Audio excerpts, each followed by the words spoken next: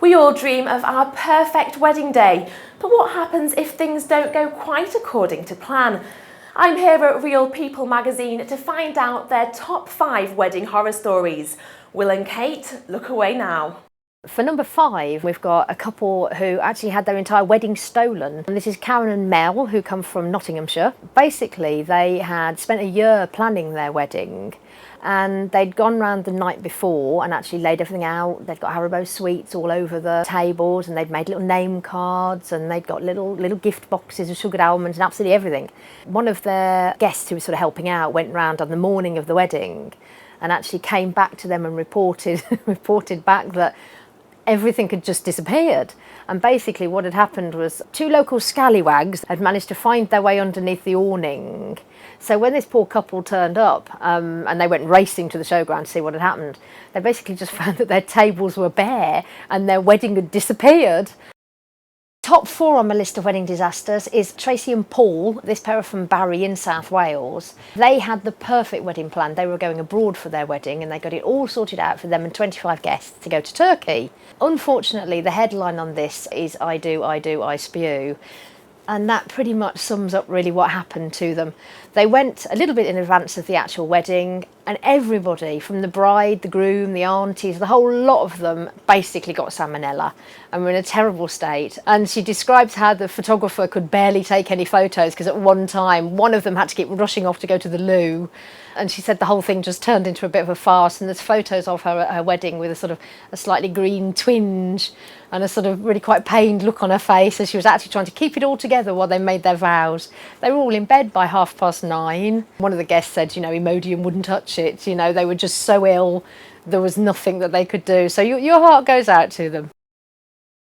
My disaster number 3 actually is horrific. This is a bride called Sophie who was going to marry her groom called Carl. Her dad, Robert, was actually with her on the way to the church, and they'd booked a horse and carriage to actually take them there. It cost £2,000 to actually have this horse and carriage.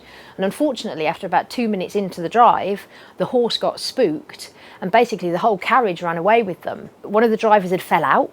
It haired across a railway line and a sort of level crossing, so they were lucky they weren't hit by a train anyway. In the end, at the last minute, her dad actually had to push her out, and the last thing she remembers was him saying, "I love you, Sophie," as he actually pushed her out onto the concrete, and they think it was going at about 35 miles per hour at this point. And he had to jump for it.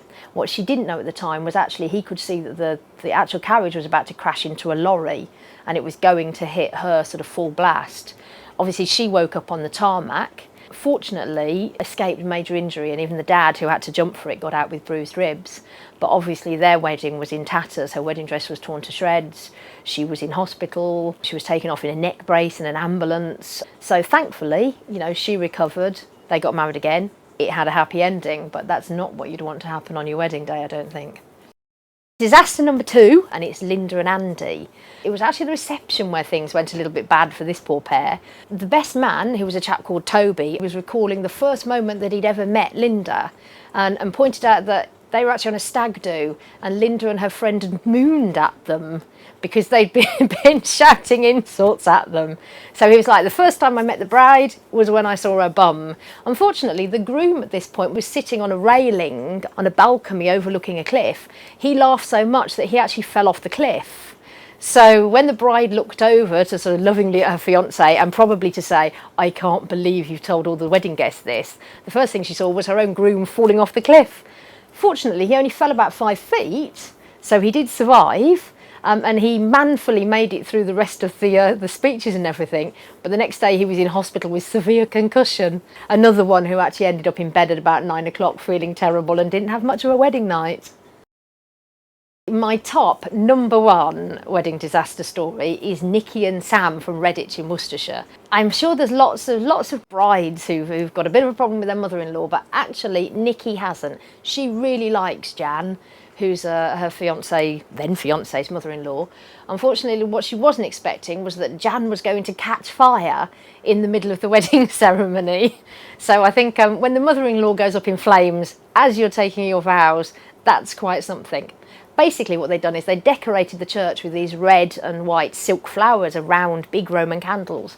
They got halfway through their vows and Nikki couldn't really work out what was going on because the groom was looking away and he wasn't really listening to what was, and she was a bit like, oh, stop it. And they've written their own vows and everything. And then to her horror, she heard somebody shout fire, realised that the big display that was behind the registrar who was actually doing the ceremony had caught fire. But what they didn't realise, they got another bit further and they just got to the point where it was like, does anybody know any lawful impediment? And then there was another shout of fire, but this time from the sort of congregation. Her mother-in-law Jan was wearing a sort of furry stole, and that had got caught on another one of the candles, so she'd gone up as well. That takes some beating, really, setting fire to the mother-in-law in the middle of the ceremony. Candles, you've been warned.